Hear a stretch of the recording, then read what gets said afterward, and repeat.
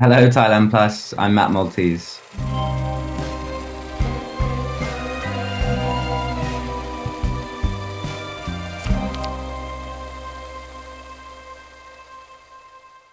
Totally. Yeah, I think that's probably one of the greatest sort of sources of joy I get from doing it is people telling me that it comforts them. I think that the important thing for me to do as a songwriter is to kind of speak a full truth of sorts.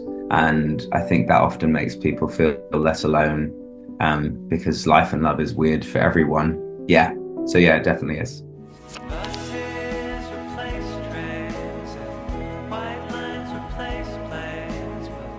The title was a sort of quite a funny kind of Britishism phrase that I hear a lot growing up because we have a terrible train service sometimes.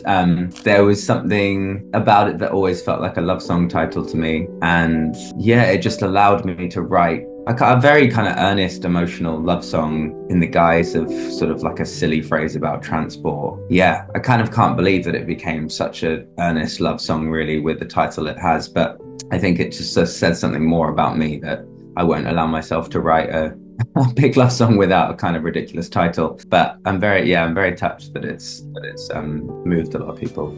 There's always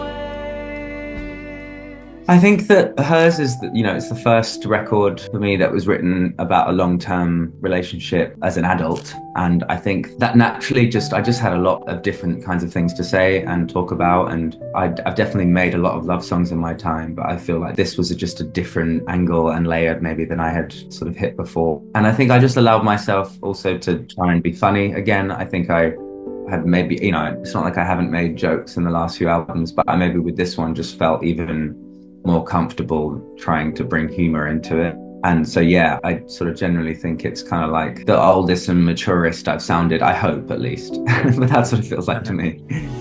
I know it's not that simple. Yeah, I feel really satisfied. When you're this close to putting it out, I think often the feeling you get is like more peaceful than when you're further away from putting it out. I think I'm sort of ready to let it go and let it be what it's going to be. And I've also just been lucky enough that I've just had wonderful things being said about the songs leading up to it. I feel very much like it's my sort of, I do kind of feel like it's my best work yet. And that's all I can feel, I think I can't control any of the other stuff really, as much as I'd like it to be listened to and connect with a lot of people. I think there's something lovely about release day and just letting it become everyone else's and not mine anymore. Some motherfucker.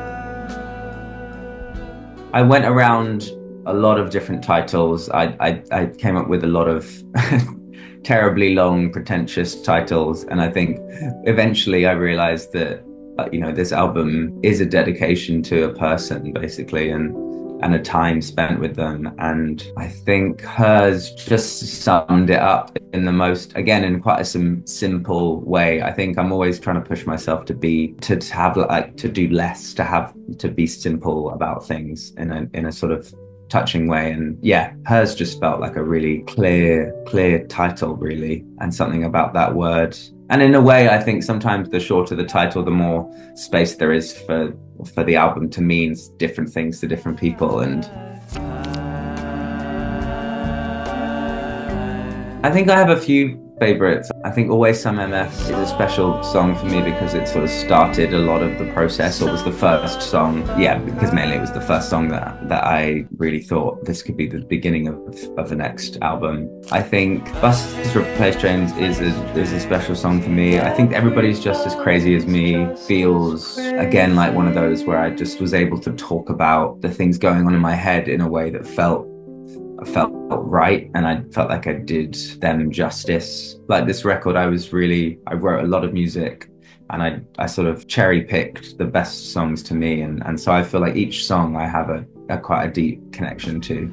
Anytime, any place, anyhow. Oh yeah, good question. I always play a lot of Scott Walker. I even when I'm not on my own again, I listen to the song On Your Own Again.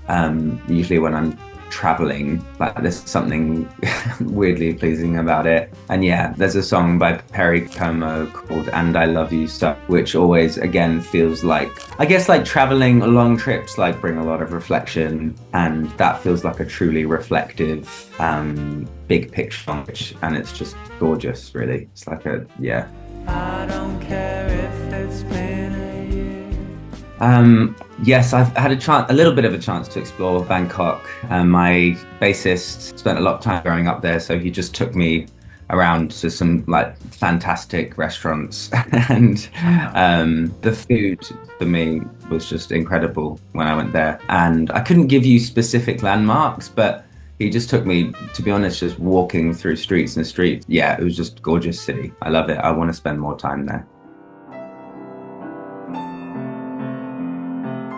I mean, I listen a lot to Black Country New Road. I think they're great songwriters. Saya Gray she's wicked.